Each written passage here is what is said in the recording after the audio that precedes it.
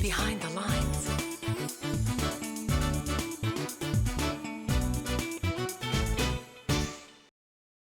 Hello and welcome to Behind the Lines. I'm Diane Dayton. Today we're going to talk about Major Dick Winters, an uncommon leader. And with us right now, we have Rebecca Gallagher. You are the co-chair of the Winters Leadership Memorial Committee. Thanks for being with us. And Bob Hoffman, you are probably Dick's best friend, surrogate son. Thanks for being with us today. Who was Major Dick Winters? Dick Winters was perhaps the most unique individual that I have ever met, a man of purpose and strength and integrity. And we're talking about the Band of Brothers, and this is what the movie was based on with him. Expound, Rebecca. I think, well, the Band of Brothers, that story in that movie came out of Dick Winters and his entire company wanting to tell their story from World War II. And really before that book, the story hadn't been told. These folks came home and they didn't tell their stories. And so to me, the Band of Brothers story really became a symbol for all soldiers who fought in World War II. And I think it opened up the floodgate for all of those stories to be told. Mm-hmm. Now, being a good friend of Dick's, what was the most important thing of being a leader? You had a great relationship with him. What did he say? You know, I was privileged to have that relationship. And I can answer that because we discussed that. Over dinner one evening, he asked me, what do you think is the most important quality of a leader? And I thought about that, and my response was honesty. And I remember he hit the table and he said, absolutely, that is the most important quality of a good leader. Wow. Now we're together because there's a memorial. Tell us more about that, Rebecca. So the Dick Winters, there was a memorial created called the Winters Leadership Memorial. Funds were raised and it was erected in Normandy a couple years ago. And the artist who created that memorial recognized that not everyone has the financial means to go and see that monument and honor all that it stood for. And so he offered the community of Ephrata, which is Dick Winters' hometown, the ability to put up a replica of it. And so a committee was formed, and what we're doing is building a veterans plaza, which will honor all veterans from all wars. And the Winters Leadership Memorial will be the centerpiece for this plaza. So it's the thing that kind of draws people in to tell the story and of all veterans, and everyone can be a part of it. That's excellent. Now you have known him really well. What do you want us to know about him? Well, you know, to me, I think the important thing about the monument is the fact that Dick really dedicated his life to telling the story of the American fighting man.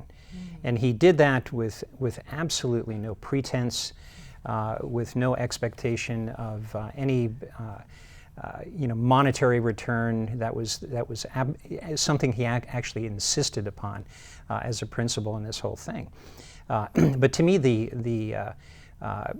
his passion to do this needs to live on for future generations.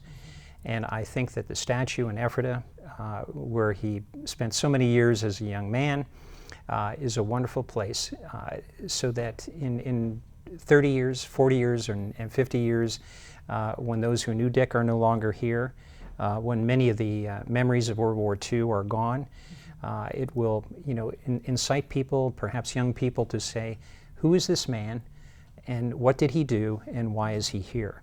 And that will be the physical way that the story of the World War II veterans and the story of all veterans can live on for future generations. Wow. Now you were with him and you attended the Emmy Awards with him. Yes, yes. Tell me about that. Well, again, it was an absolutely wonderful trip. I know that Hanks and Spielberg wanted him to come to the Emmys because they had a premonition that they were going to be successful in winning the Emmy, and that all came to fruition. And they wanted him to come onto the stage and be part of the acceptance, and that was tremendous. And the thing that I think and I still get emotional when I think about it. When the Emmy was accepted, there was a large screen.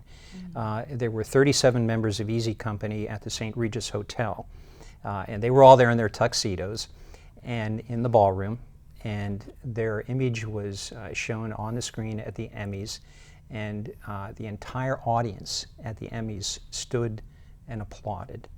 And when I think about that today, it still gives me goosebumps. Just gave me goosebumps. Yeah, just talking about that too. And then you also spoke at his funeral. Yes. Yeah. Yes. Tell me about that.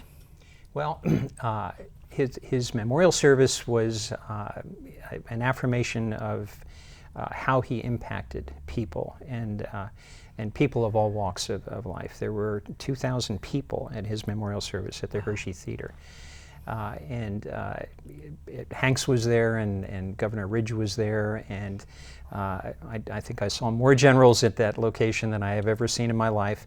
But there were many people from all walks of life who came to honor a man who was a humble individual. I think the way that Dick Winters was portrayed in the series Band of Brothers was very accurate.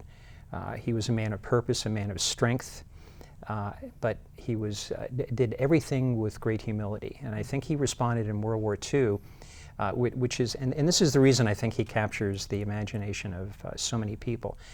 He was a citizen soldier. He did his duty in a way that we all wish that we could do it. In circumstances like that, under pressure like that, and he did it with grace and humility. When the war ended, he went back to being a citizen. Yeah. Well, you've learned a lot through this too, haven't you, Rebecca? It's been an amazing experience for me and continues to be an amazing experience.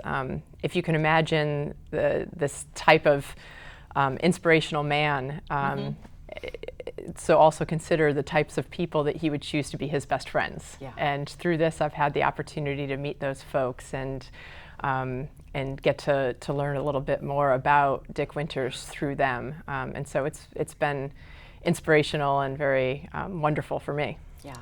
Well, I'm so glad that you're here to give us insight more into the man and what he was really all about.